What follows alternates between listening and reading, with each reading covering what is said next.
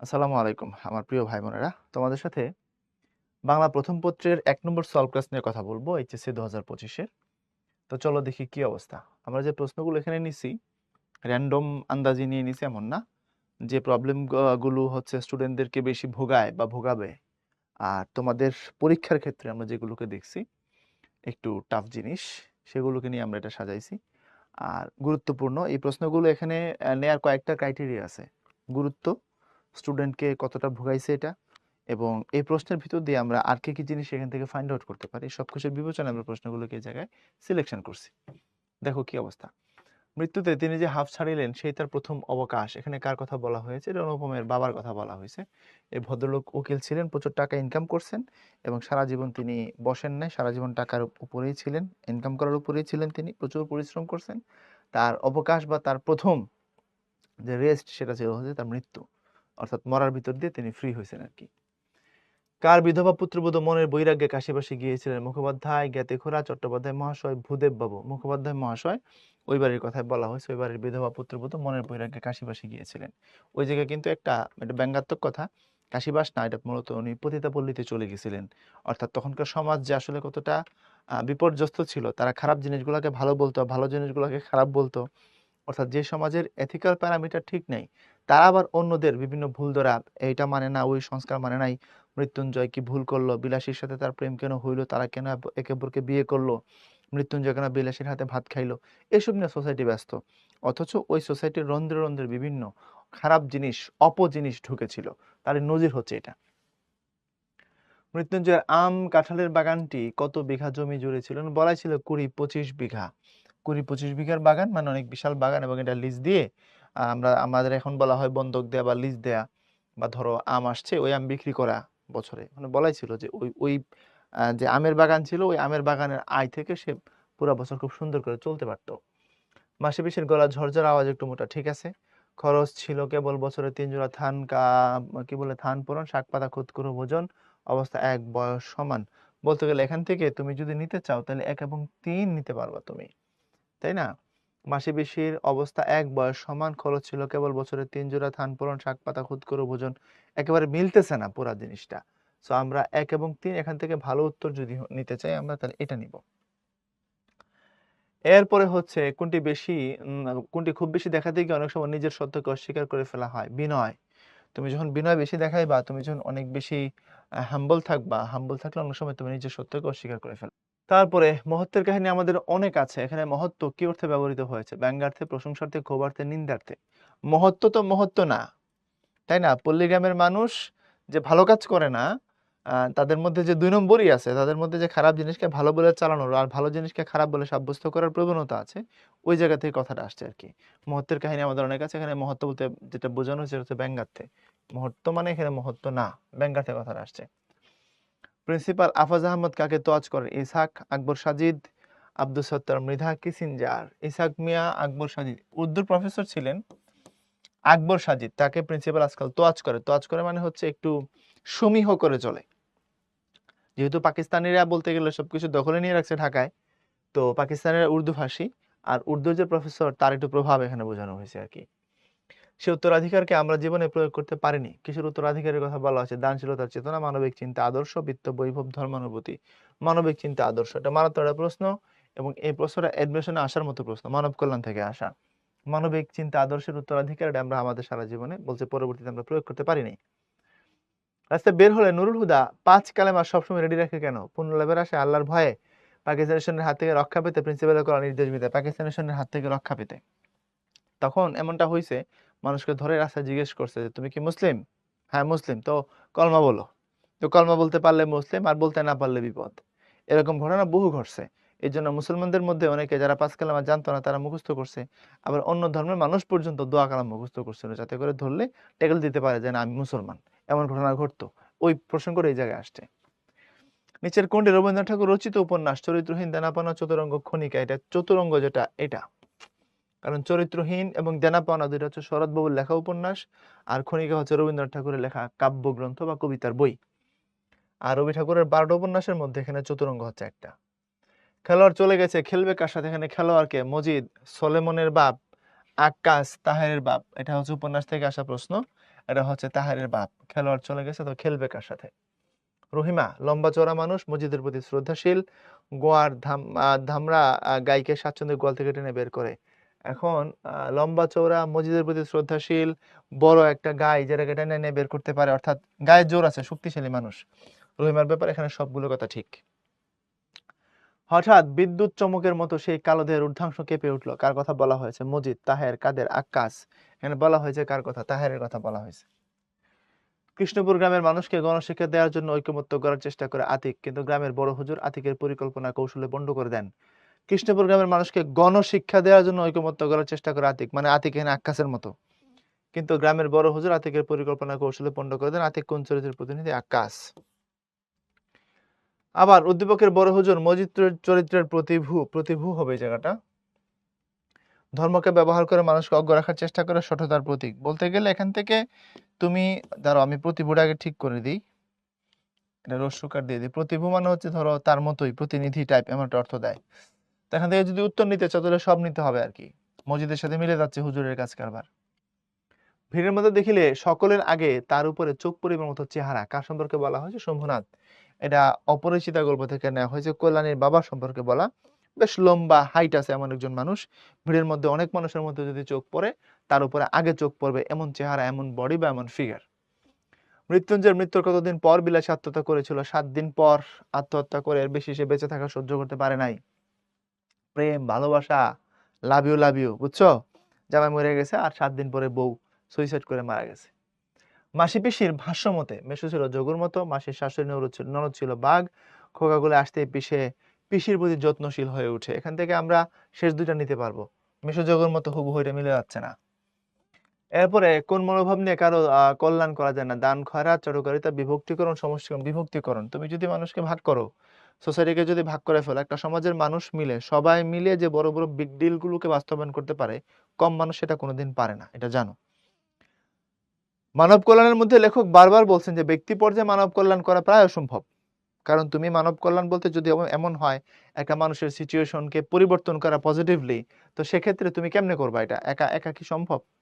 হাজী মোহাম্মদ মহসিন হইলে হয়তো বা কিছু একটা সম্ভব। এই জন্য বলছে সামগ্রিকভাবে যদি কাজটা হয়, সোসাইটি যদি সেটা করে, সব থেকে ভালো হয় যদি রাষ্ট্র করে, অর্থাৎ রাষ্ট্রের তোমার ভলিউম বেশি, রাষ্ট্রের সামর্থ্য বড়।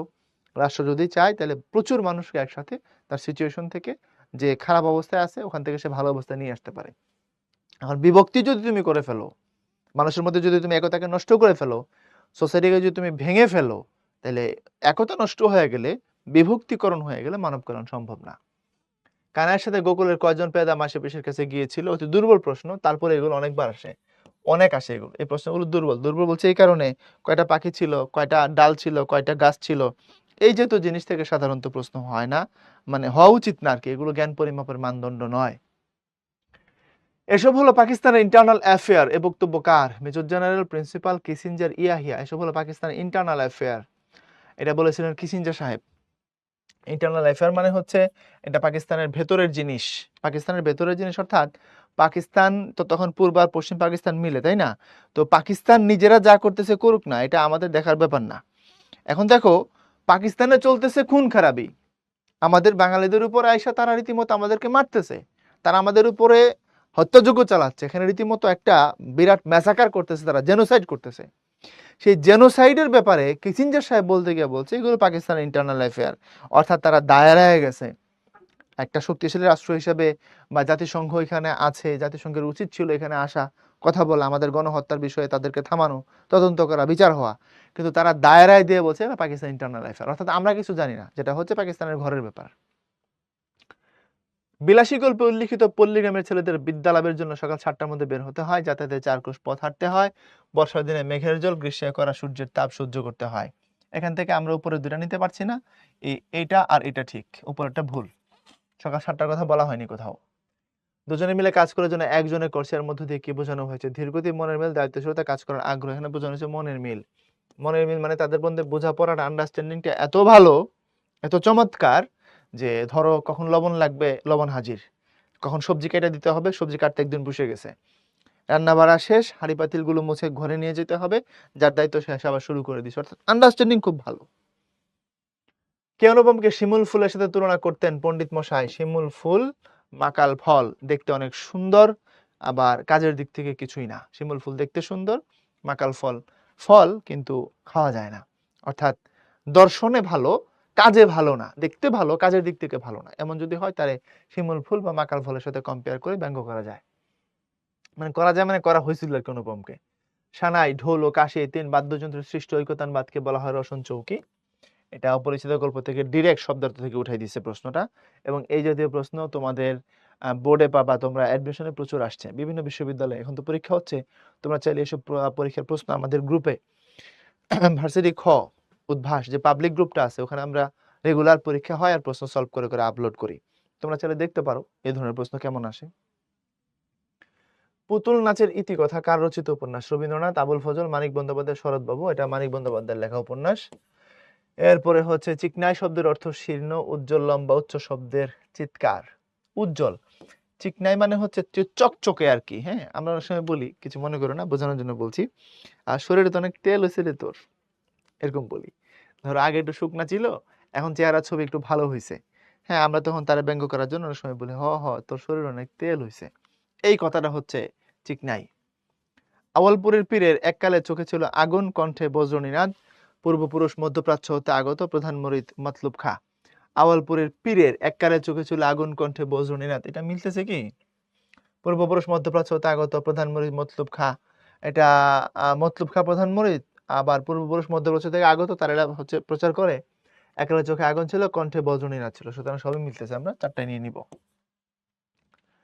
পতিব্রতা ফুলবানু সংসারের ভালো মন্দ সবকিছু দেখভাল করেন, স্বামীর আদেশ অক্ষরে অক্ষরে পালন করেন, কিন্তু ছোট বোন রূপবানুর সাথে রূঢ় আচরণ করা একদিন সে স্বামীর বিরুদ্ধে রুখে দাঁড়ায়। উদ্দীপকের ফুলবানু কোন চরিত্রের প্রতিভূ? এখানে উদ্দীপকের ফুলবানু কোন চরিত্রের প্রতিভূ? ডেফিনেটলি, যেহেতু বলছে রুখে দাঁড়ায়, রুখে দাঁড়ায় মানে হচ্ছে এটা রহিমা। এরপরে এরূপ প্রতিনিধিত্বের কারণ প্রবল স্বামী ভক্তি, মাতৃহৃদয়ের অনুভূতি, সংগ্রামী মনোভাব। নিচের দুইটা ভালো উত্তর। অর্থাৎ আমরা, আচ্ছা একটু খেয়াল করো, প্রবল স্বামী ভক্তি প্রতিনিধিত্বের কারণ। আচ্ছা দেখো, স্বামী ভক্তি তো একটা বিষয়, এখানে মিলেই গেছে, স্বামীর আদেশ অক্ষরে অক্ষরে পালন করে, তাহলে উপরটা নেওয়া যাবে। মাতৃহৃদয়ের অনুভূতি, এটাও নেওয়া যাবে। সংগ্রামী মনোভাব, যেটা যদি মনে তোমার ভেতরে যদি এরকম মনোভাব না থাকতো, তাহলে সে তো এখানে তোমার প্রোটেস্ট করতো না। পতিব্রতা ফুলবানু সংসারের ভালো মন্দ সবকিছু দেখভাল করেন, গুড। স্বামীর আদেশ অক্ষরে অক্ষরে পালন করেন, এটাও সত্য। কিন্তু ছোট বোন রূপবানুর সাথে রূঢ় আচরণ করে একদিন সে স্বামীর বিরুদ্ধে রুখে দাঁড়ায়। স্বামীর বিরুদ্ধে, আচ্ছা ফুলবানু ভালো মন্দ সবকিছু দেখভাল করে, মানে এখানে তোমার হচ্ছে ফুলবানু কোন চরিত্রের প্রতিভূ? রুখে দাঁড়াইছে হচ্ছে রহিমা। আবার এখানে রূপবানুর সাথে, ওখানে জমিলার সাথে। আর এখানে যদি যাই তাহলে সংগ্রামী মনোভাব, মাতৃহৃদয়ের অনুভূতি। আচ্ছা, সংগ্রামী মনোভাব রহিমার মধ্যে আমরা পুরো উপন্যাস জুড়ে পাই না, একবারই সে হচ্ছে প্রোটেস্ট করছে। সুতরাং উপরের দুইটা ভালো উত্তর। ছেলেবেলায় পণ্ডিত মশাই অনুপমকে কয়টি বস্তুর সাথে তুলনা করে বিদ্রুপ করতো? মাকাল ফল, শিমুল ফুল। তাহলে দুইটা জিনিসের সাথে তোমার কম্পেয়ার করে তাকে বিদ্রুপ করতো। অর্থাৎ সে দেখতে সুন্দর ছিল কিন্তু কোনো কাজের ছিল না, এই অর্থে। সাপড়েদের সবচেয়ে লাভের ব্যবসা কোনটি? মাদুলি বিক্রি, সাপ ধরা, শিকড় বিক্রি, মন্ত্রপাঠ। শিকড় বিক্রি, কারণ গাছের শিকড় হুদায় তুলে নিয়ে আইসা সাপকে ভয় দেখানো ট্রেনিং দেওয়া হইতো। অর্থাৎ যে সাপটাকে দিয়ে মানুষকে ইমপ্রেস করা হবে, ওই সাপকে আগে একটা প্রশিক্ষণের ভিতরে যে নেওয়া হইতো। অর্থাৎ একটা লোহার শিক বা কোনো কিছু গরম করে সাপের মুখে ছেঁকা দেওয়া হইতো, তো দিলে এরা কষ্ট পাইতো। তো এরপরে ওই সাপকে মানুষের সামনে প্রদর্শন করা হইতো এইভাবে, এবং তার সামনে তোমার হচ্ছে শিকড় বাকড় ধরা হইলে সাপটা পালায় যাইতো, কারণ সাপ মনে করতো এটা গরম কোনো কিছু। ওই জায়গায় প্রশিক্ষণ দিয়ে তারপরে শিকড় বিক্রি করতো। 1 টাকাও পুঁজি নেই, কিন্তু যথেষ্ট ইনকাম। এটাই হচ্ছে সব থেকে লাভের ব্যবসা। কেউ অন্য ধর্মকে ঘৃণা করতে পারে না যার কোনো ধর্মে বিশ্বাস নেই, যার নিজের ধর্মে বিশ্বাস আছে, এটাই। অর্থাৎ তুমি যদি নিজের ধর্মকে বিশ্বাস করো তো অন্য ধর্মকে ঘৃণা করবে না, কারণ ধর্ম তো তোমাকে ঘৃণা শিক্ষা দেয় না।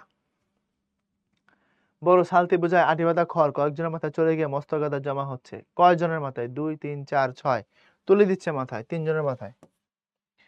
এরপরে মৃত্যুঞ্জয় কায়স্থের ছেলে, গুড। 1 বছরের মধ্যে পুরো দুশো সাপুরে হয়ে ওঠে। তারপরে মাথায় গেরুয়া পাগড়ি, গলায় রুদ্রাক্ষ, পুতির মালা, সব। বিয়ে করছিল বিলাসীকে, তারপরে নিজের সমস্ত কিছু বিসর্জন দিয়ে সাপুরে হয়ে গেছিল। জেলে নয় গেলাম কৈলাস, কিন্তু মেয়া যদি স্বামীর কাছে যেতে না চায় খুন হবার ভয় উক্তিতে কি প্রকাশ পেয়েছে? বাগাড়ম্বরতা, আইন সচেতনতা, আস্ফালন, উপস্থিত বুদ্ধি। জেলে নয়, গেলাম কৈলেশ, কিন্তু মেয়া যদি স্বামীর কাছে যেতে না চায় খুন হবার ভয়। উক্তিতে কি প্রকাশ পেয়েছে? বাগাড়ম্বরতা, আইন সচেতনতা, আস্ফালন, উপস্থিত বুদ্ধি। উপস্থিত বুদ্ধি। ট্যাকল করছে সিচুয়েশনটাকে খুব সিম্পলি। শ্রাদ্ধ অনুষ্ঠানে মৃতের উদ্দেশ্যে দেওয়া চালের ডেলাকে কি বলা হয়? পিন্ডি। চালের যে ডেলা আছে এটাকে পিন্ডি বলা হয়। এটা অনেকটা এরকম সাইজের, আমি দেখছি শ্রাদ্ধ অনুষ্ঠানে, এটা হাত দিয়ে বানানো চালের ডেলা। এরপরে হচ্ছে শরৎচন্দ্রের প্রথম মুদ্রিত রচনা হচ্ছে, এখান থেকে যদি নাও তাহলে মন্দির। এটা কুন্তলীন পুরস্কার প্রাপ্ত। পরীক্ষায় এই প্রশ্নটা কতবার দিছে বিভিন্ন জায়গায় তার ঠিক নেই, যে শরৎবাবুর কুন্তলীন পুরস্কার পাওয়া রচনা নিচের কোনটি? উত্তর হচ্ছে মন্দির। রদ্দি শব্দের অর্থ কি? কষ্ট, অবাধ্যতা, দরজার খিল, পচা। রদ্দি শব্দের অর্থ হচ্ছে পচা। খালেক ব্যাপারীর প্রথম পক্ষের বিবি আমেনার কত বছর বয়সে বিয়ে হয়েছিল? 10, 12, 13, 19। আমেনার বিয়ে হয়েছিল 13 বছর বয়সে, কিন্তু বাচ্চা হতো না। ঠিক আছে, উনি নিঃসন্তান ছিলেন। আর যে নিয়ে গল্প, এটা বিশাল কাহিনী উপন্যাসের মধ্যে তৈরি হয়েছিল, তাই না? তিনি আওয়ালপুরের পীর সাহেবের কাছে ধলা মেরে দিয়ে পানি আনার ব্যবস্থা করতে বলছিলেন, আর সেটা মজিদ জানার পরেই তারপরে প্রতিশোধ নেয়। বড় সড়কের কোন দিকে গেলে করিমগঞ্জ হাসপাতাল? উত্তর, পূর্ব, দক্ষিণ, পশ্চিম। যে হাসপাতালে গিয়ে মজিদ ভাবনি ছিল যেখানে ডাক্তার তার মুরিদ বা পরিচিত, ওই সেটা দক্ষিণ। রবীন্দ্রনাথ ঠাকুরের সর্বশেষ গল্প কোনটি? মুসলমানের গল্প। এটা তোমাদের বইতে আছে। আর একটু বড় ক্লাসে গেলে দেখবা ওই সব বইতে লেখা আছে যে ল্যাবরেটরি, তার সর্বশেষ গল্প হচ্ছে ল্যাবরেটরি। তো যেহেতু তোমাদের বইতে, টেক্সট বইতে এটা একটা খুব চমৎকার করে এই ফাংশনটা ব্যাখ্যা করা আছে, সুতরাং এটা আমরা এটাই নিব উত্তর। বিলাসী গল্পের 4th ক্লাস এখনকার কোন শ্রেণীকে বুঝিয়েছে? এখনকার বুঝাইছে ক্লাস 7। তারপরে ধরো 3rd ক্লাস মানে হচ্ছে ক্লাস 8, 2nd ক্লাস মানে 9, 1st ক্লাস মানে হচ্ছে 10। এটা 10 থেকে নিচের দিকে গোনা হইতো আর কি। তো এটা হচ্ছে 7 কে বোঝানো হয়েছে। শালতে ঢাকা মাছের পিঠের মতো চিরনীরব মাজারটি যে রহস্যে আবৃত, দুর্ভেদ্য, দুর্লঙ্ঘনীয়, দুর্দমনীয়। দুর্দমনীয় যাচ্ছে না কোনো দিক থেকে, উপরে দুইটা। Relationship is the fundamental truth of the world of the appearance. World of appearance উক্তিটি কার? উক্তিটি হচ্ছে আবুল ফজল, রবীন্দ্রনাথ, বঙ্কিমচন্দ্র, কাজী নজরুল। রবীন্দ্রনাথ। রিলেশনশিপ মানে হচ্ছে পারস্পরিক সম্পর্ক। এই রিলেশন মানে তোমরা যে বলো সে রিলেশনে গেছে, ওইটা না। মানে আমরা বাহ্যিক জগতে যত কিছু দেখি সবকিছুর মধ্যে একটা ইন্টার কানেক্টিভিটি আছে। প্রত্যেকটা জিনিস একটার সাথে আরেকটা ইন্টারনালি কানেক্টেড। এটার নাম হচ্ছে রিলেশনশিপ। অর্থাৎ তুমি একটাকে বাদ দিয়ে আরেকটার অস্তিত্ব চিন্তা করতে পারবা না। একে বাদ দিয়ে আরেকের উন্নয়ন সম্ভব না। তুমি বিভক্ত যদি করে ফেলো, তুমি যদি সোসাইটিকে ভেঙে ফেলো, সোসাইটির মধ্যে যদি তুমি ঐক্য নষ্ট করে ফেলো, আর ওই সমাজ ভালো কোনো কিছু করবে, এটা বলা যায় না। So relationship is the fundamental truth of the world of the appearance. এটা রবীন্দ্রনাথ ঠাকুরের উক্তি। উনি হিবার্ট বক্তৃতা মানে এটা বলছিলেন। মন্দ নয় হে খাঁটি সোনা বটে, উক্তিটি কে করেছিল? অনুপম, হরিশ, স্যাকরা, বিনোদা। মন্দ নয় হে খাঁটি সোনা বটে উক্তিটি করেছিল হচ্ছে কল্যাণীকে দেখে আইসা যিনি বলেছিলেন সেটা হচ্ছে বিনোদা। কারণ বিনোদাকে পাঠানো হয়েছিল যে আপনি গিয়ে তাকে আশীর্বাদ করে আসেন, মানে এঙ্গেজমেন্টের সময় আমরা যাকে এঙ্গেজমেন্ট বলি সেটা, ওইটা হচ্ছে এই তখনকার উক্তি। ওখানে গিয়ে কল্যাণীকে দেখে তারপরে আয়সা বলছিল যে দেখে আসছি মেয়েরা দেখতে ভালো, মন্দ নয় খাঁটি সোনা। অথচ ওই বিনোদা, তার ভাষা খুব আট। আমরা যেখানে বলি চমৎকার, সে বলে চলন সই। আর সেই বিনোদা আয়সা কল্যাণীর ব্যাপারে খুব উচ্চ প্রশংসা করছে। দ্যাট মিনস কল্যাণী খুব ভালো মেয়ে ছিল, দেখতে ভালো ছিল। পৃথিবীর গভীরতম হ্রদ কোনটি? বৈকাল। এটা কোথা থেকে আসছে আমার প্রশ্ন করবো, জিকে পড়ানো শুরু করছেন না? এটা হচ্ছে তোমার ওই যে কামচাটকা উপদ্বীপের কথা বলা আছে, এডেন বলা আছে ইয়েমেনের বন্দর হিসাবে, যেখানে বিলাসী গল্পে তারা স্টুডেন্টরা উত্তর দিত পার্সিয়ার বন্দর, ওই জায়গায় দেখবা শব্দার্থের ব্যাখ্যার মধ্যে পৃথিবীর গভীরতম হ্রদ বৈকাল, ওইটার প্রসঙ্গ আসছে রাশিয়াতে। এরপরে মসজিদের মধ্যে, আচ্ছা প্রশ্ন করতে পারো হ্রদ কি? হ্রদ হচ্ছে পুকুর। পুকুরটা তো আমরা বানাই, চারদিকে স্থল, মাঝখানে পানি। আর হ্রদ হচ্ছে প্রাকৃতিকভাবে সৃষ্ট। বুঝতে পারছো? মনে করো প্রাকৃতিকভাবে সৃষ্ট বড় পুকুর আর কি, চারদিকে স্থল, মাঝখানে যদি পানি থাকে তখন সেটাকে হ্রদ বলা হয়।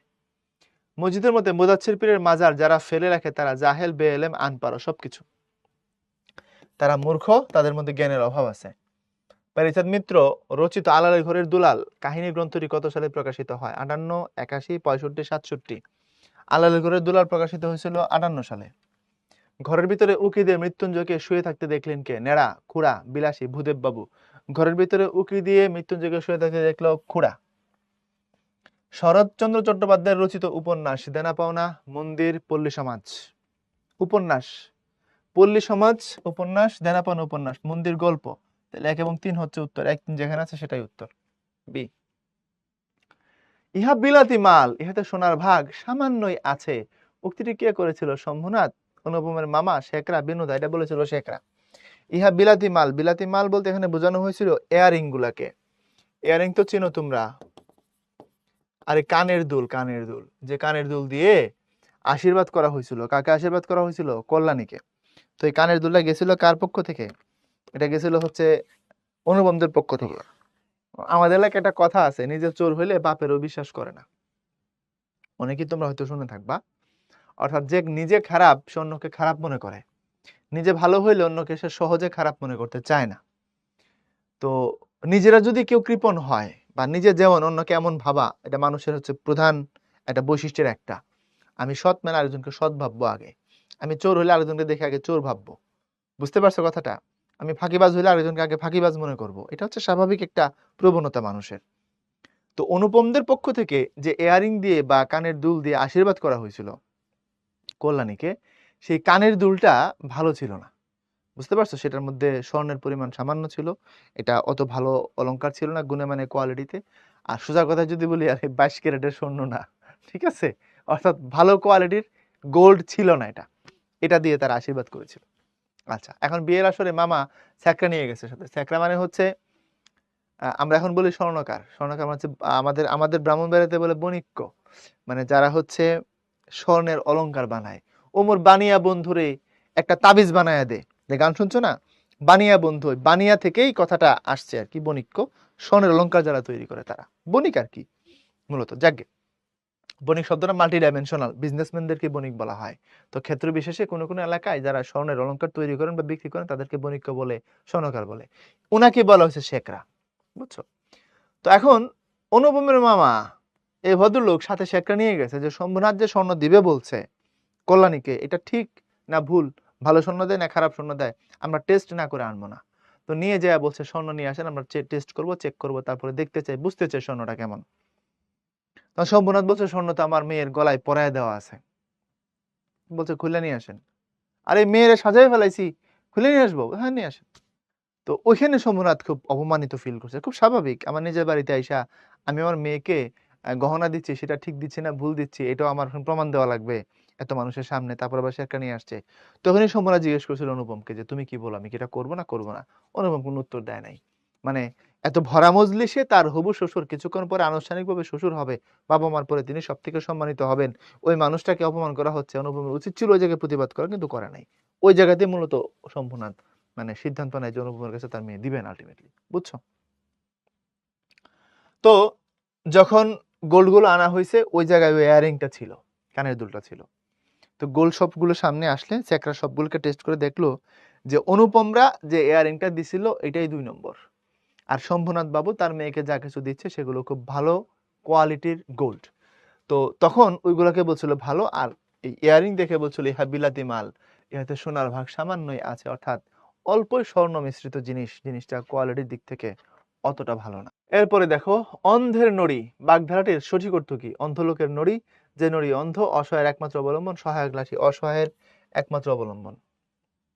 কানা মানুষ লাঠি ছাড়া হাঁটতে পারে না, তো অন্ধ মানুষের নড়ি, নড়ি মানে হচ্ছে লাঠি, লাঠি হচ্ছে তার জন্য খুব এসেনশিয়াল একটা পয়েন্ট। তোমরা দেখবা উনি এটা ইউজ করেন যারা চোখে দেখতে পারেন না। এটা বিশিষ্টার্থে বাগধারার সময় ব্যবহার করা হয়, যারা চোখে দেখতে পায় না, অন্ধ মানুষ, তাদের ক্ষেত্রে এই কথাটা ব্যবহার করা হয়। এরপর লেখককে দুধ দিত কে, অর্থাৎ এটা আহ্বান গল্প থেকে আসছে। প্রসন্ন গোয়ালিনী, ঘুটি গোয়ালিনী, সৌদামিনী, মালব, বিদ্যাধর গোয়ালিনী, ঘুটি গোয়ালিনী দুধ দিত, কিন্তু সেই দুধে জল মেশানো থাকতো, এটা ভালো দুধ ছিল না। কারবালা প্রান্তর গদ্যে প্রকাশিত হয়েছে হোসেনের বীরত্ব, স্বজনদের প্রতি ভালোবাসা, যুদ্ধনীতি ও আত্মত্যাগ। কারবালা প্রান্তরে হোসেনের বীরত্ব আছে, স্বজনের প্রতি ভালোবাসা আছে, যুদ্ধনীতি এবং আত্মত্যাগ এটাও আছে। আমরা সবকিছুই নিব। এটা বিষাদ সিন্ধু নামের একটা উপন্যাস আছে মীর মশাররফ হোসেনের, এই বিষাদ সিন্ধু থেকে নেয়া। বুঝতে পারছো? বিষাদ সিন্ধু অনেক বড় সাইজের একটা উপন্যাস, এটা 3টা অংশ আছে, 3টা পার্ট আর কি, ভিতরে চ্যাপ্টারের মতো করে আলাদা আলাদা। তো মহরম পর্ব, তারপরে তোমার হচ্ছে এজিদ বধ পর্ব এবং উদ্ধার পর্ব, এটা মহরম পর্ব থেকে নেওয়া। ওখানে হযরত ইমাম হুসাইন রাদিয়াল্লাহু তাআলা আনহু কারবালা নামের একটা জায়গা আছে ইরাকে, বর্তমান ইরাকে পড়ছে এটা। দজলা এবং ফুরাত নামে দুইটা নদী, একটা নাম টাইগ্রিস, একটা নাম ইউফ্রেটিস। আমরা এখন বইতে পড়ি এই টাইগ্রিস আর ইউফ্রেটিস যেটা, এগুলো হচ্ছে দজলা এবং ফোরাত। এই নদীর তীরবর্তী একটা এরিয়ার নাম হচ্ছে কারবালা। ওই জায়গায় একটা অন্যায় যুদ্ধ হয় হযরত হুসাইন রাদিয়াল্লাহু তাআলা আনহুর সাথে এজিদের পাঠানো বাহিনীর, এবং সেখানে হযরত ইমাম হুসাইন রাদিয়াল্লাহু তাআলা আনহু নির্মমভাবে শহীদ হন। বুঝতে পারছো? লম্বা হিস্ট্রি, লম্বা ঘটনা, সেদিকে ভাই এখন যেতে পারবো না, বুঝতেই পারো। তোমরা যারা মাদ্রাসার আছো, এটা মাদ্রাসার সিলেবাসে আছে, কলেজের সিলেবাসে নাই। আমরা গত বছরেই এফআরসির সময় মাদ্রাসা সিলেবাসের অতিরিক্ত যে জিনিসগুলো 4টা বা 5টা টপিক ছিল মেবি, এগুলোকে ভাইয়া রেকর্ড করে উদ্ভাস উন্মেষ শিক্ষা পরিবার এই চ্যানেলে দিয়ে রাখছি, একটু দেখো তোমরা। হ্যাঁ, উদ্ভাস উন্মেষ শিক্ষা পরিবার এই চ্যানেলে দেওয়া আছে। এটা উদ্ভাস উন্মেষ শিক্ষা পরিবার এই ইউটিউব চ্যানেলে এটা দেওয়া আছে। এটা তোমরা একটু দেখবা, যদি দেখো ওখান থেকে এই কারবালা প্রান্তর, তারপর আমি যদি ভুল না করে থাকি সুচেতনা, আহ্বান, আরেকটা যেন কি, এগুলো ওই জায়গায় ভাইয়া খুব ডিটেইলে আলোচনা করে করে দিয়ে রাখছি, যাতে করে মাদ্রাসার তোমরা যারা আমাদের সাথে এফআরসিতে ক্লাস করতেছো, তোমাদের এই জিনিসগুলো নিয়ে আর কোনো সমস্যা না হয়। তো ওই জায়গায় বলছে কারবালার প্রান্তর গদ্যে ইমাম হোসেন রাদিয়াল্লাহু তাআলা আনহুর বীরত্ব আছে, স্বজনের প্রতি ভালোবাসা আছে, যুদ্ধনীতি এবং আত্মত্যাগের কথা আছে। সুতরাং আমরা উত্তর হিসেবে সবগুলো নিলাম। এটা মাদ্রাসার সিলেবাসে আছে, আলিয়াতে, আর মানে আলিমে আর কি, আর কলেজে যারা আছে ওরা তোমাদের নাই, তোমাদের লাগবে না। ইমাম হোসেন সম্পর্কে কোন তথ্যটি সঠিক নয়? নবী হযরত মুহাম্মদ সাল্লাল্লাহু আলাইহি ওয়াসাল্লামের দৌহিত্র, এটা সঠিক। দৌহিত্র মানে নাতি। হযরত ফাতিমা রাদিয়াল্লাহু তাআলা আনহা এর পুত্র, এটাও তো ঠিক। ইমাম হাসানের ভাই, এটাও ঠিক। হযরত আলী রাদিয়াল্লাহু তাআলা আনহুর জামাতা না, উনি হযরত আলী রাদিয়াল্লাহু তাআলা আনহুর ছেলে। সো এটা ঠিক না। বুঝতে পারছো? এরপরে চাকরিজীবী বাবা মায়ের অনুপস্থিতিতে কাজের মেয়ে মালার কাছে বেড়ে ওঠে অনিমেষ। পড়াশোনার উদ্দেশ্যে আজ কলকাতা পাড়ি জমাবে সে। বৃদ্ধ মালা তাকে ডেকে নিয়ে অশ্রুসিক্ত নয়নে বলেন, বাবা, আমার কবরে এক কোদাল মাটি তুই দিস। আচ্ছা, অনিমেষ আহ্বান গল্পের কোন চরিত্রের প্রতিনিধিত্ব করে? আব্দুল, জমির করাতি কথক, আবেদারির কথক। এখন এই জায়গায় তোমাদের একটা ভেজাল আছে। তোমরা গল্পে যদি দেখো আমি, আমার, আমাকে এরকমের ফার্স্ট পার্সনের বিবরণ দেওয়া আছে, তখন তোমরা সবাই এটাকে বলো হচ্ছে লেখক। যেমন ধরো অনেকে বিলাসী গল্পের লেখক লেখক বলে চালাই দিছে, যদিও এরা নেড়া, গল্প কথক নেড়া, এভাবে বলতে হবে। আবার আহ্বান যে গল্পটা আছে এটার মধ্যেও কিন্তু লেখক বলা যাবে না, বলতে হবে গল্প কথক। কারণটা কি? কারণ হচ্ছে এই গল্পের যিনি রাইটার মানে বিভূতিভূষণ বন্দ্যোপাধ্যায়, যদি এমন হয়, খুব ভালো মতো খেয়াল করবা, যদি একমাত্র অটোবায়োগ্রাফি হয়, আত্মজীবনীমূলক রচনা হয়, তখন যদি আমি লেখা থাকে সেটা রাইটার হবে, আদারওয়াইজ আমি মানে রাইটার না, এটা গল্প কথক হবে। এরপরে আসো, মালা ও গল্পের বুড়ি চরিত্রের প্রকাশ পেয়েছে অপত্য স্নেহ, আন্তরিকতা, গোরামি। গোরামি নেই, অপত্য স্নেহ, সন্তানের প্রতি যে স্নেহকে অপত্য স্নেহ বলে, বা সন্তানের মতো করে স্নেহ করলে, আর আন্তরিকতা, দুইটা ঠিক, নিচেরটা ভুল। বিবাহের বয়স, আচ্ছা, কন্যার বাপ সবুর করিতে পারিতেন। আমরা এবার সৃজনশীলে আসছি, এবার আসল খেলা শুরু। রেডি? কন্যার বাপ সবর করিতে পারিতেন, কিন্তু বরের বাপ সবর করিতে চাহিলেন না। এটা হৈমন্তী গল্পের লাইন। তোমাদের এখন তো যেটা পাঠ্য আছে এটার নাম হচ্ছে অপরিচিতা, আর আগে ঠিক এই জায়গায় আরেকটা গল্প পাঠ্য ছিল, ওটার নাম ছিল হৈমন্তী। হৈমন্তী গল্পে দেখানো হয়েছিল হৈমন্তী নায়িকা আর অপু হচ্ছে নায়ক, দুজনের বিয়ে হয়। দুজনের বিয়ে হইলে হৈমন্তী অপুর বাড়িতে গিয়ে বিভিন্ন মেন্টাল টর্চারের শিকার হয়, এবং শেষ পর্যন্ত এই মেয়েটা একাকিত্বে ভুগতে ভুগতে রোগে তোমার হচ্ছে আক্রান্ত হয়ে মারা যায়। বুঝতে পারছো? এরকম একটা খুব নির্মম কাহিনী দেখানো হয়েছে হৈমন্তী গল্পের মধ্যে। তো এখানে ওই জায়গা থেকে উদ্দীপক নিছে আর কি। দেখো, কন্যার বাপ সবর করিতে পারিতেন, কিন্তু বরের বাপ সবর করিতে চাহিলেন না। তিনি দেখিলেন মেয়েটির বিবাহের বয়স পার হইয়া গেছে, কিন্তু আর কিছুদিন গেলে সেটাকে ভদ্র বা অভদ্র কোনো রকমের চাপা দিবার সময়টাও পার হইয়া যাইবে। মেয়ের বয়স অবৈধ রকমের বাড়িয়া গেছে বটে, কিন্তু পণের টাকার আপেক্ষিক গুরুত্ব এখনো তাহার চেয়ে কিঞ্চিত উপরে আছে, সেই জন্যই তারা। ওখানে মেয়ের বয়স 15 কি 17 এরকম মনে হয়েছিল, মেবি 15 কি 17, আমি ভুলে গেছি বয়সটা ওই গল্পে। তো ওই রকমের বয়সেই বলা হয়েছিল যে মেয়ের বয়স অনেক বড় বেশি হয়ে গেছে। এখন ঠিক আছে, মেয়ের বয়স বেশি, কিন্তু যৌতুক ভালো পাওয়া যাবে, এই বিবেচনায় বিয়েটা হচ্ছিল আর কি। তারা মেনে নিছিল যে বয়স হয়েছে অসুবিধা নাই, কিন্তু পণের টাকার আপেক্ষিক গুরুত্ব তার কিঞ্চিত উপরে আছে, অর্থাৎ যৌতুকের টাকা ভালো পাওয়া যাবে, নো প্রবলেম। তো মেয়ের বয়স 15 না, মনে হয় 17। যাই হোক 15 কি 17 ছিল আর কি, অনেক আমাদের সময়কার পাঠ্য তো 8-9 পড়ছি। 15 কি 17, আচ্ছা তুমি বলো 17 বছরও যদি হয় কোনো মেয়ের বয়স, এটা কি বেশি হয়ে গেছে? আমরা তো এখন বলতেছি 18 হইলে মিনিমাম, আর তখন 8, 9, 10, 11 এর মধ্যে বিয়ে দেওয়া হইতো। 12-র উপর উঠে গেলে বলা হইতো মেয়ের বয়স হয়ে গেছে, আই বুড়ো। ওই জায়গায় হৈমন্তী একটু বেশি বয়সের হয়ে গেছিল, খুব বেকায়দা ছিল তার জন্য আর কি। যাকগে, আসো। উদ্দীপকে অপরিচিত গল্পের কোন দিকটি ফুটে উঠেছে ব্যাখ্যা করো। উদ্দীপকে অপরিচিত গল্পের সম্পূর্ণ ভাবের প্রকাশ ঘটেনি, যুক্তিসহ বিশ্লেষণ করো। আচ্ছা, মেয়ের বয়স অবৈধ রকমের বাড়িয়া গেছে বটে, কিন্তু পণের টাকার আপেক্ষিক গুরুত্ব এখনো তাহার চেয়ে কিঞ্চিত উপরে আছে। অর্থাৎ যৌতুক প্রথা সরাসরি না বললেও আর্থিক যে সংকটটা তৈরি হয়েছিল গল্পের মধ্যে, সেই জায়গাটা এখানে আসছে।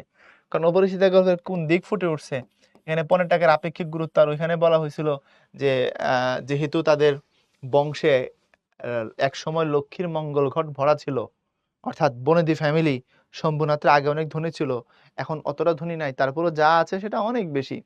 আর একটাই যেহেতু মেয়ে, তার জন্য সমস্ত কিছু দিয়ে দিতে উনি কার্পণ্য করবেন না, মানে ঘট উপর করিয়া দিতেও তিনি কার্পণ্য করবেন না, এ হচ্ছে কথা। উদ্দীপকে অপরিচিত গল্পের কোন দিকটি ফুটে উঠেছে ব্যাখ্যা করো। ওই আর্থিক দিকটা যেটা, সেটা ফুটে উঠছে, আমরা এটা নিতে পারি। উদ্দীপকে অপরিচিত গল্পের সম্পূর্ণ ভাবের প্রকাশ ঘটেনি, যুক্তি সহ বিশ্লেষণ করো, যে কেউ পারবে এটা। কারণ অপরিচিত গল্পে যত প্লট, যে বিস্তারিত কথা বলা হয়েছে, যে প্রেম, ওয়ান সাইডেড লাভ বলি আর যেভাবেই বলি, এবং সামাজিক যে ক্রাইসিস বা সংকটের কথা বলা হয়েছে, সমস্ত কিছু জায়গায় উঠে আসে নাই, কথা সত্য। এরপরে আসো, সক্রেটিস বলেছেন নিজেকে জানো, আত্মোপলব্ধির মধ্য দিয়ে নির্মিত হয় ব্যক্তিত্ববোধ। প্রবল ইচ্ছা শক্তি পারে মিথ্যার আবরণ থেকে বেরিয়ে এসে সত্যের আলো নিজেকে উদ্ভাসিত করতে। তাই সত্যকে ধারণ করে পৃথিবীর বুকে স্বাধীনভাবে বেঁচে থাকার জন্য নিজেকে তৈরি করতে হবে। উদ্দীপকের সাথে আমার পথ প্রবন্ধের কোন দিকে সাদৃশ্য লক্ষ্য করা যায়, বর্ণনা করো। এরপর উদ্দীপকের নিজেকে জানো এই উক্তিটি আমার পথ প্রবন্ধের মূল চেতনারই ধারক, তোমার মতামত দাও। আচ্ছা, সক্রেটিসের একটা বিখ্যাত কথা আছে, নো দাই সেলফ। এই কথাটা সক্রেটিস বলেছিলেন।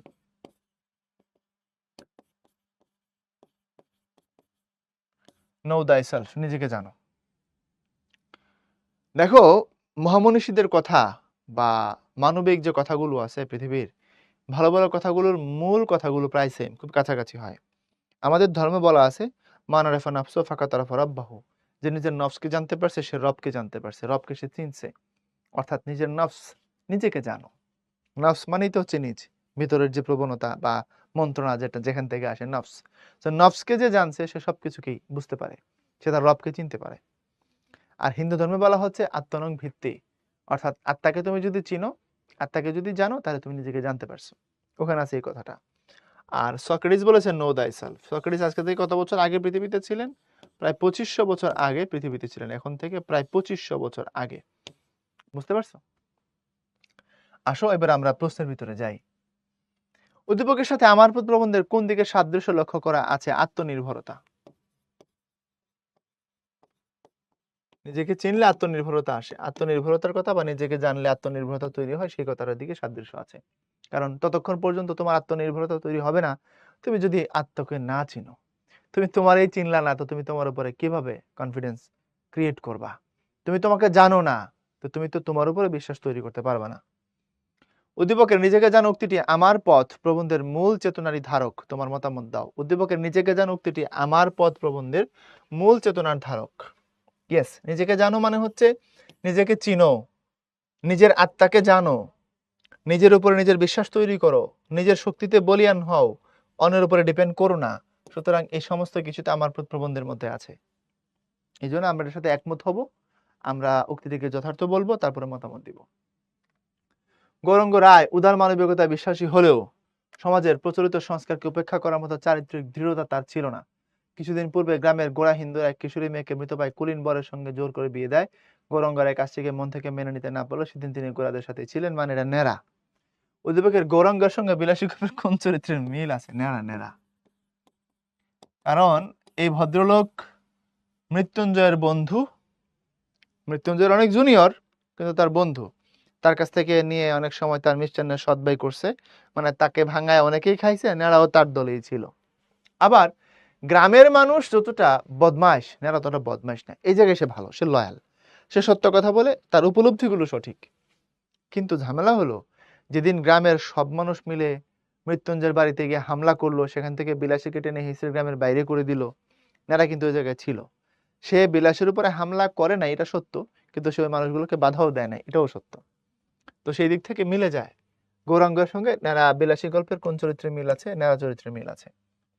উদ্দীপকে বিলাসী গল্পের সমাজ বাস্তবতার আংশিক প্রতিফলন ঘটেছে, মন্তব্য বিশ্লেষণ করে ইয়েস, সমাজ বাস্তবতার আংশিক প্রতিফলন ঘটেছে, এটা সত্য।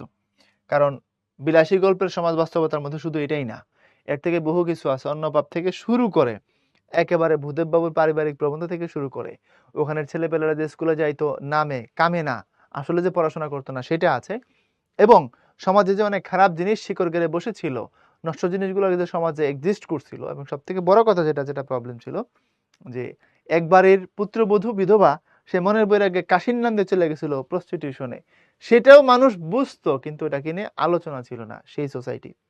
তো সমাজ বাস্তবতার আংশিক প্রতিফলন এখানে আছে, আর গল্পে তার থেকে আরো অনেক বেশি আছে। এরপরে সাপ খেলা এখন আর কেউ দেখতে চায় না, কিন্তু সাপ খেলা ছাড়া সাপুড়িদের বংশ পরম্পরায় আর কিছু পারেও না। তাদের একমাত্র দক্ষতা সাপের উপর নিয়ন্ত্রণ। জীবিকার তাগিদে বাধ্য হয়ে এখন শহরে সাপ দিয়ে মানুষকে ভয় দেখিয়ে টাকা আদায় করে। একে অনেকেই চাঁদাবাজির নতুন পন্থা হিসেবে দেখছে, কিন্তু কেউ তাদের অসহায়ত্বের কথা ভাবে না। উদ্দীপকে লাল সাল উপন্যাসের কোন দিকের প্রকাশ ঘটেছে ব্যাখ্যা করো। উদ্দীপকের সাপুড়িদের তুলনায় মজিদের প্রতারণা ও আকাঙ্ক্ষা উভয়ই অধিক, বিশ্লেষণ করো। এটাও তো সহজ প্রশ্ন, কিন্তু তোমরা যে ভুলগুলো করো জানো, তোমরা ভুলগুলা করবা হচ্ছে যে এই জায়গায় উদ্দীপকের লাল উপন্যাসের কোন দিকে প্রতিফলন করেছে, প্রকাশ ঘটেছে, এটা বুঝতে পারবা না, এখানে জ্ঞান নিতে পারবা না, আমি জানি বিরাট ভেজাল করবা তোমরা। আমি জ্ঞানটা বলি, দেখো তোমরা কেমনে ভুল করছো, এটা মিলে যাবে।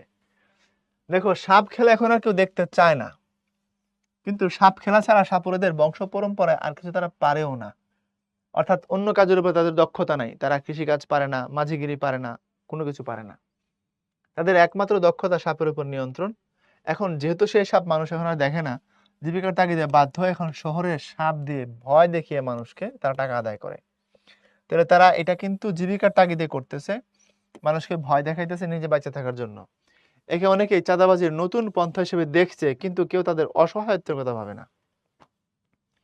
এখন তোমরা হাতি দেখছো নিশ্চয়ই, উপরে একটা বসে থাকে মাহুত, ও পা দিয়ে নাড়া দিলে মানে যে ঘোড়ার মতো করে হাতি বসে থাকে, ওই পায়ে একটা সিগন্যাল আছে, তোমরা খেয়াল করো।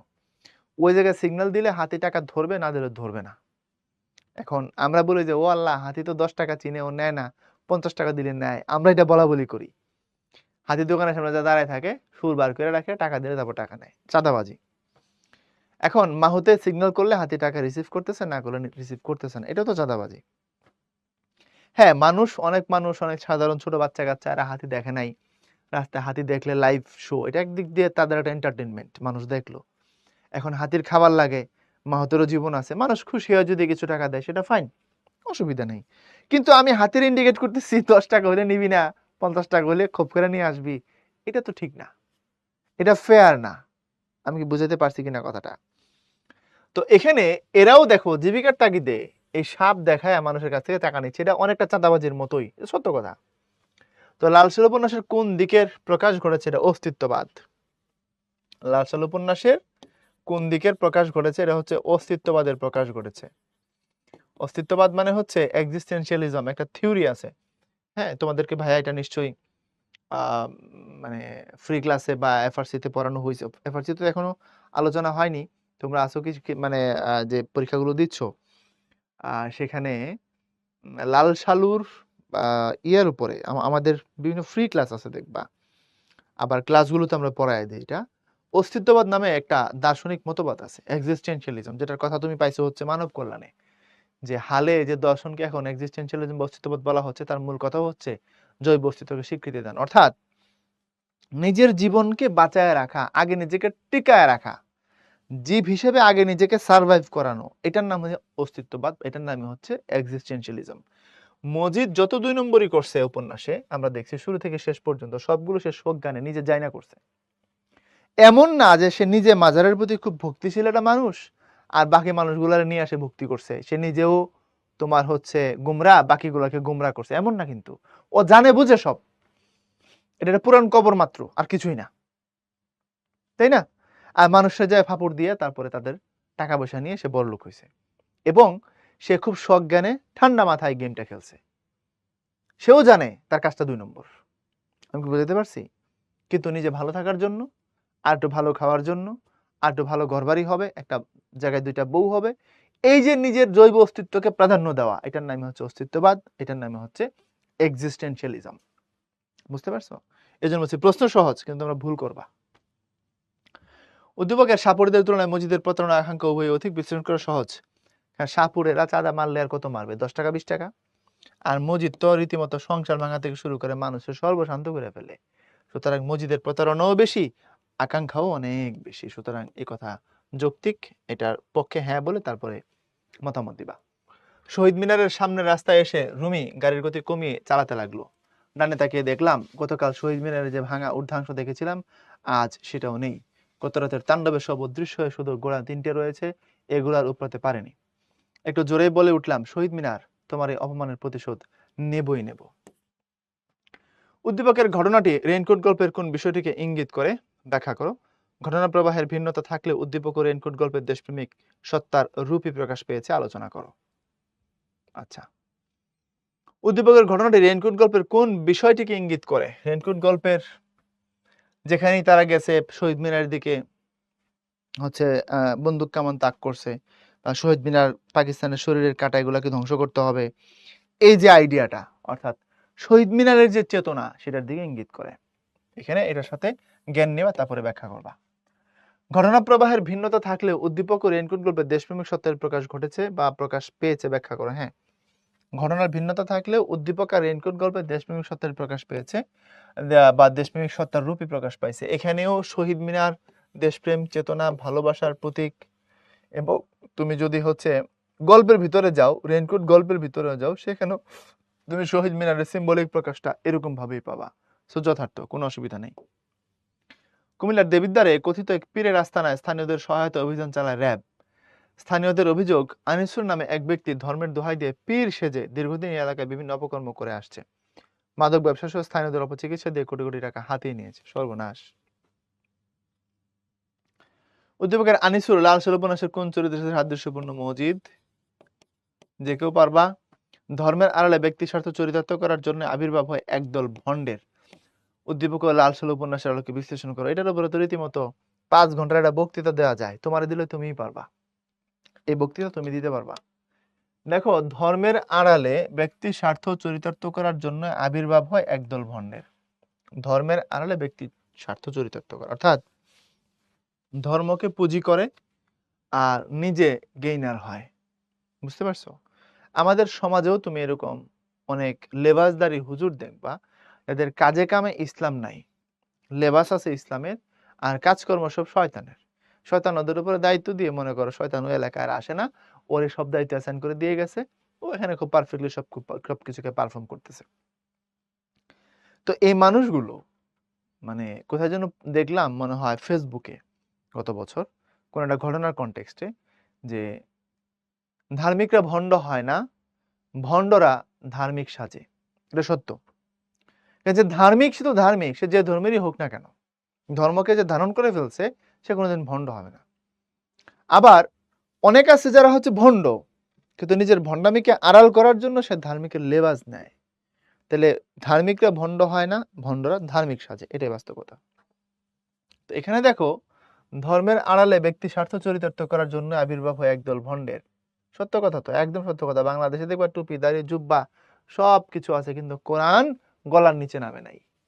গলার নিচে নামে নাই মানে কোরআনের মর্মার্থকে তারা উপলব্ধি করে নাই, কিন্তু বং ধরছে একটা, কি ব্যাগ ধরছে ধর্মের। ওকে, সত্য কথা। তারপরে আসো, উদ্দীপক লাল সাল উপন্যাস আলোকে বিশ্লেষণ করো। কথা সত্য, ভাইয়া বলে দিয়েছি, তুমি এর সাথে মন্তব্যের সাথে একমত হবা, তারপরে ব্যাখ্যা করবা। আশা ও খুশি দুই বোন, দুজনেরই স্বামী মারা যাওয়ার পর ভাইয়ের কাছে এসে আশ্রয় নেয়। ভাইয়ের দরিদ্র সংসারে তারা নিজেদের বোঝা মনে করে, তাই জীবিকার ভিন্ন পথ খোঁজ করে এবং পেয়েও যায়। গ্রামের বাড়ি বাড়ি গিয়ে হাঁস মুরগির ডিম কিনে নিয়ে বাজারে বিক্রি করে যা আয় করে তা ভাইয়ের হাতে তুলে দেয়। ক্রমে তাদের সংসারের সচ্ছলতা ফিরে আসে। উদ্দীপকের আশা ও খুশির জীবনচিত্র মাসি পিসি গল্পের কোন বিষয়ের সাথে সাদৃশ্যপূর্ণ? ব্যাখ্যা করো। উদ্দীপকটি মাসি পিসি গল্পের আংশিক ভাব ধারণ করেছে মাত্র, মন্তব্যটির যথার্থতা বিচার করো। আচ্ছা, দেখো, আশা খুশি স্বামী মারা যাওয়ার পরে ভাইয়ের কাছে আসছে, ভাইয়ের সংসারে তারা বোঝা, তারপর তারা আয় করে, তারপরে ফ্যামিলিতে সচ্ছলতা আসে। উদ্দীপকের আশা আর খুশির জীবনচিত্র মাসি পিসি গল্পের কোন বিষয়ের সাথে সাদৃশ্যপূর্ণ? মাসি পিসির জীবন সংগ্রাম, মাসি পিসির যে জীবন সংগ্রাম আছে তার সাথে সাদৃশ্যপূর্ণ। তুমি তুমি যদি এখান থেকে জ্ঞান না হবে, তুমি যদি মাসি পিসির বৈধব্য অসহায়ত্ব ধরে জ্ঞান নাও তাইলেও হবে। এখন জ্ঞানটা তুমি জীবন সংগ্রাম থেকে নিলে ব্যাখ্যা যা আসবে, মাসি পিসির বৈধব্য এবং অসহায়ত্ব ধরলেও ব্যাখ্যাটা তাই আসে। এরাও বিধবা, মাসি পিসিও বিধবা, এরাও জীবন সংগ্রামে কামব্যাক করছে, মাসি পিসিকেও সেটাই করতে হয়েছে। সুতরাং আলটিমেটলি ব্যাখ্যা একই জায়গায় যায় দাঁড়ায়। উদ্দীপকটি মাসি পিসি গল্পের আংশিক ভাব ধারণ করেছে মাত্র, মন্তব্যটির যথার্থতা বিচার করো। ইয়েস, কারণ মাসি পিসি গল্পে শুধু মাসি পিসির জীবন সংগ্রামই দেখানো হয়নি, এর বাইরে বহুত কিছু দেখানো হয়েছে, তাই না? সুতরাং আংশিক ভাবই ধারণ করেছে। এরপরে আসো, সুমনকে অপদস্থ করার জন্য সর্বদা তৎপর কবির। কবিরা নির্মম নিষ্ঠুর আচরণে সুমন একসময় চরম ক্ষতিগ্রস্ত হয়, তবুও সুমন কবিরকে মন থেকে ক্ষমা করে তাদের মঙ্গলের জন্য কাজ করেছে, মানে ক্ষমাশীলতা। মুক্তিযুদ্ধের একটি রণাঙ্গনে সহদলীয় সবাই মারা যাওয়ায় একাই যুদ্ধ করেছে মতিউর। তার অস্ত্র প্রায় শেষ, তার বিক্রমে পাক সেনারা বলা শুরু করলো, এই ছেলে এখন আমাদের মতো অস্ত্র পেলে ওর হাত থেকে কেউ বাঁচতে পারবে না। কারবালা প্রান্তরের প্রশ্ন। আচ্ছা, দৃশ্যকল্প এক সময়ের মধ্যে ইমাম হোসেন চরিত্রের কোন দিকটি প্রতিফলিত হয়েছে? ক্ষমাশীলতা। সীমারকে যে ক্ষমা করার কথা বলেছেন ইমাম হোসেন রাদিয়াল্লাহু তাআলা আনহু, সেই কথাটা। এখন ইতিহাস আর সাহিত্য ভিন্ন জিনিস। ইতিহাসে বলছে সীমার হযরত ইমাম হোসেন রাদিয়াল্লাহু তাআলা আনহুকে শহীদ করেছে, হত্যা করেছে। তো ওই জায়গায় ইমাম হোসেন রাদিয়াল্লাহু তাআলা আনহু সীমারের সাথে কি বলেছিল সেটা আর উপন্যাসে যেটা আছে সেটা যে একই জিনিস সেটা আমরা বলতে পারছি না। উপন্যাস উপন্যাসের মতো করে তৈরি হয়, এটা সাহিত্য। ইতিহাসের সাথে সাহিত্যের মিল কোথায়, অমিল কোথায়, সম্পর্ক কি, পার্থক্য কি, তোমাকে 1 মিনিটে বলি। অতীতের কথাকে হুবহু লিখলে সেটা হয়ে যাবে ইতিহাস, আর অতীতের কথার কোনো ঘটনার সাথে যদি রাইটার কল্পনা মেশান তখন সেটা হবে সাহিত্য। তো বিষাদ সিন্ধুতে কারবালার প্লট আসছে, এটা ঐতিহাসিকভাবে সত্য। এই প্লটের আশেপাশে বহু ঘটনা রাইটার কাল্পনিকভাবে তৈরি করে অ্যাড করেছেন, এই জন্য এটা হয়ে গেছে আলটিমেটলি সাহিত্য, ইতিহাসের বই না। আচ্ছা, তো এখান থেকে আমরা যদি জ্ঞান নেই তাহলে ক্ষমাশীলতা, ডেফিনেটলি সীমাকে যে ক্ষমা করে দেওয়ার কথা বলা হয়েছে ওই জায়গাটা এখানে আসছে। তারপরে দৃশ্যকল্প 2 কারবালার প্রান্তর গদ্যাংশের আংশিক প্রতিফলন মাত্র। হ্যাঁ, ইমাম হোসেন রাদিয়াল্লাহু তাআলা আনহু যদি যুদ্ধ করতেন, ওখানে বলা আছে উনি পানিতে নামছেন, সেখানে পানি তিনি হাতে নিছেন, নিয়ে পানি পান করেননি। যে আমার বংশধর, আমার আমার রক্তের মানুষগুলো, আমার খুব কাছের মানুষ যারা, তারা পানির জন্য মারা গেছে আর আমি সেই পানি পান করব, আমি হোসেন সেটা করব না। উনি উঠে চলে আসছেন, আর তারপরে এজিদের পাঠানো বাহিনীর সৈন্যের তীরে ইমাম হোসেন রাদিয়াল্লাহু তাআলা আনহু বিদ্ধ হয়ে যান। আর এর আগে তিনি বীর বিক্রমে যুদ্ধ করেছিলেন, তার তাণ্ডবে, তার তরবারির আঘাতের কাছে শত্রুরা ঘেঁষতেই পারে নাই। বুঝতে পারছো? ইমাম হোসেন রাদিয়াল্লাহু তাআলা আনহু যদি অনাহারে না থাকতেন, পানি যদি পান করতেন, তাহলে তার সামনে কেউ দাঁড়াইতে পারতো না, সেদিন ইতিহাস তাই বলে। এবং এই জায়গায় এই জন্য বলছে আংশিক প্রতিফলন মাত্র। ওই জায়গায় কারবালার প্রান্তরে আরো ডিটেইল ঘটনা আছে, অনেক বিস্তারিত আছে। এখানে শুধুমাত্র ইমাম হোসেন রাদিয়াল্লাহু তাআলা আনহু যখন শহীদ হয়ে যান ওই ঘটনাটা উঠায় নিয়ে আসা হয়েছে। বুঝতে পারছো? এরপর নাসির গ্রামের ছেলে, পড়ালেখার জন্য সে শহরে থাকে এবং বিভিন্ন ছুটিতে গ্রামে বেড়াতে আসে। গ্রামে আসলে রোজই একজন বৃদ্ধা তাকে দেখতে আসেন। বৃদ্ধা তাকে নিজের পুত্রের মতো স্নেহ করেন, কিন্তু বৃদ্ধা ভিন্ন ধর্মাবলম্বী হওয়ায় নাসির তাকে আপন করে নিতে সংকোচ বোধ করে। এমনকি বৃদ্ধা তার জন্য ভালোবেসে হরেক রকম পিঠা বানিয়ে নিয়ে আসলে সে এগুলো অবজ্ঞা করে ফিরিয়ে দেয়। বৃদ্ধার সাথে আহ্বান গল্পের সাদৃশ্য পরিলক্ষিত হয় কার? বুড়ির। উদ্দীপকের নাসিরের কাছে যার ধর্মের মুখ্য হলো আহ্বান গল্প কথকের কাছে তার মুখ্য হয়ে ওঠেন। ইয়েস, একই ঘটনা প্রায়। ওখানেও বৃদ্ধা গল্পকথক, এখানে নাসির আর বৃদ্ধা। তো ওই জায়গায় গল্পকথক হিন্দু, বৃদ্ধা মুসলিম, দুজনের মধ্যে ধর্মের উপরে গিয়ে মানুষের মানবিক সম্পর্কের জায়গাটা খুব শক্তিশালী ছিল। বৃদ্ধা গল্পকথককে নিজের ছেলের মতো করে দেখতেন, আর সেও বৃদ্ধাকে নিজের মুরব্বীদের একজন মনে করতেন। এমনকি বৃদ্ধা বলে গেছিলেন, আমি মারা গেলে আমার কাফনের কাপড়ের টাকাটা তুই দিবি, এবং গোপাল সেটা করেছিল পর্যন্ত। তাহলে গল্পে আমরা দেখি ধর্মের জায়গা থেকে মানুষ মানবিকতা এটা অনেক বেশি শক্তিশালী, ঠিক না? আর এখানে দেখো বলছে সংকোচ বোধ করে বৃদ্ধা তাকে আপন করে নেওয়ার জন্য, এমনকি বৃদ্ধা তার জন্য ভালোবেসে বিভিন্ন পিঠা আনলেও সেগুলো নিতে তার মধ্যে খুব অবজ্ঞা আসে এবং সে ফিরিয়ে দেয়। তাহলে উদ্দীপকের নাসিরের কাছে জাত ধর্মের ব্যাপারটি মুখ্য হলেও আহ্বান গল্পে গল্প কথকের কাছে তা মুখ্য হয়ে উঠেনি। ইয়েস, নাসিরের কাছে এটা খুব প্রাইম একটা বিষয়, সে অবজ্ঞা করছে বা ভিন্ন ধর্ম হওয়ার কারণে এড়ায় গেছে, কিন্তু আমরা গল্পে সেটা দেখি না। উক্তির যথার্থতা মূল্যায়ন করে, উক্তিটা ঠিক আছে, উক্তি যথার্থ, হ্যাঁ বলবা, তারপরে ব্যাখ্যা দিয়ে দিবা। এরপরে আসো আমরা জ্ঞানমূলক প্রশ্ন দেখব। কে আসর জামাতে অদ্বিতীয়? আসর জামাতে যে অদ্বিতীয় তার নাম হচ্ছে হরিশ। হরিশ আসর জামাতে অদ্বিতীয়। তার রসনার, সরস রসনার গুণ আছে, মানে খুব জমায় এসে কথা বলতে পারে। তাহলে আমরা এখান থেকে সেটগুলোকে উল্লেখ করছি, ভাই বলে দিচ্ছি ছোট্ট করে উত্তরগুলো। হরিশ আসর জামাতে অদ্বিতীয় ছিল। আমার পথ প্রবন্ধটি কোন প্রবন্ধ থেকে, গ্রন্থ থেকে নেওয়া হয়েছে? রুদ্রমঙ্গল থেকে নেওয়া হয়েছে। এটা নজরুলের রুদ্রমঙ্গল বই থেকে আমার পথ নেওয়া। মৃত্যুঞ্জয় কোন ক্লাসে পড়তো? 3rd ক্লাসে পড়তো। তোমার সরি 4th ক্লাসে পড়তো, মানে ক্লাস 7-এ পড়তো। তার 3rd ক্লাসে যাওয়ার কথা কেউ কোনোদিন শুনে নাই। চিকনাই অর্থ কি? চকচকে। আব্দুল সাত্তার মৃধা কোন বিষয়ের প্রফেসর? ওখানে পরিষ্কার বলা আছে প্রফেসর ইন জিওগ্রাফি। কথা বুঝতে পারছো? আব্দুল সাত্তার মৃধা জিওগ্রাফির প্রফেসর।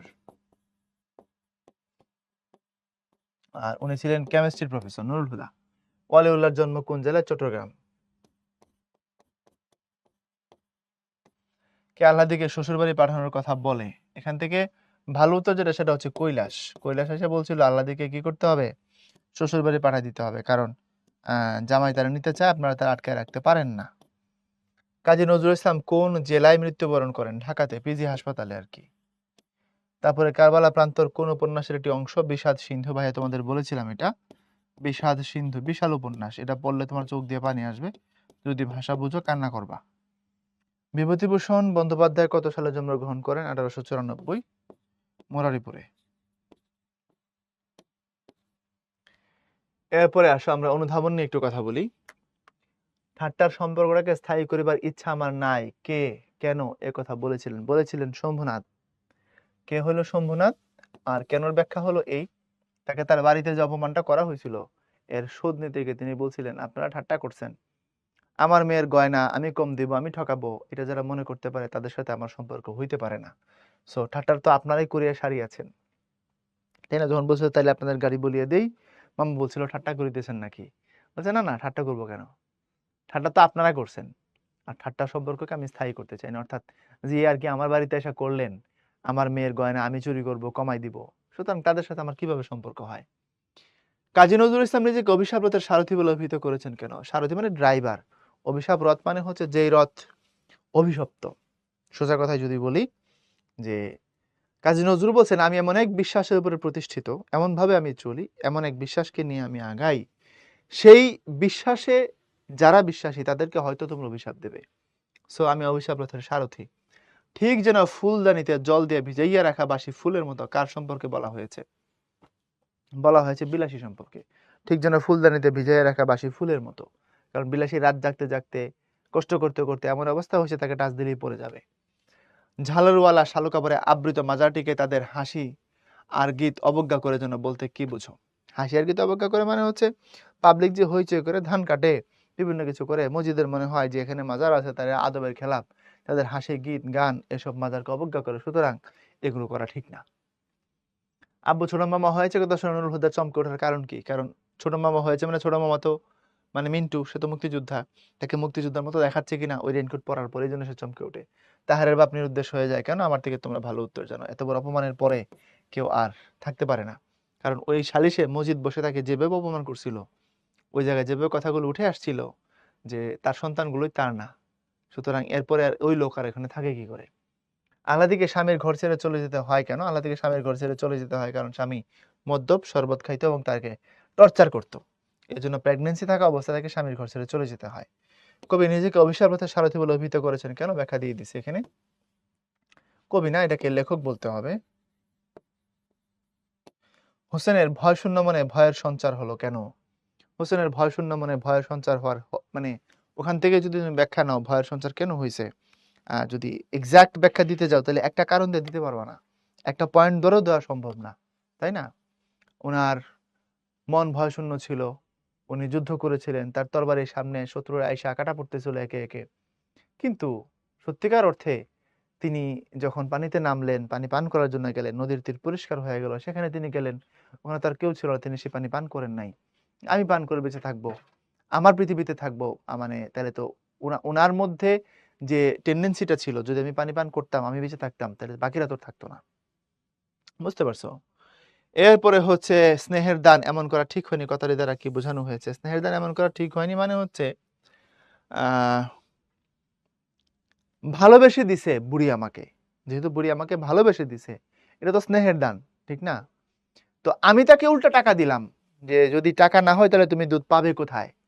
এখন কেউ আমাকে ভালোবেসে কোনো কিছু দিল, আর আমি বললাম যে তুমি কই থেকে আনছো, নিশ্চয় টাকা খরচ করে আমার জন্য আনছো, তাহলে নাও টাকা নিয়ে যাও। তাহলে আমি তার ভালোবাসা বা স্নেহকে এখানে চ্যালেঞ্জ করে ফেললাম, এটা ঠিক না। বুঝতে পারছো কথাটা? তো স্নেহের দান এমন করা ঠিক হয়নি, কথাটি দ্বারা কি বোঝানো হয়েছে?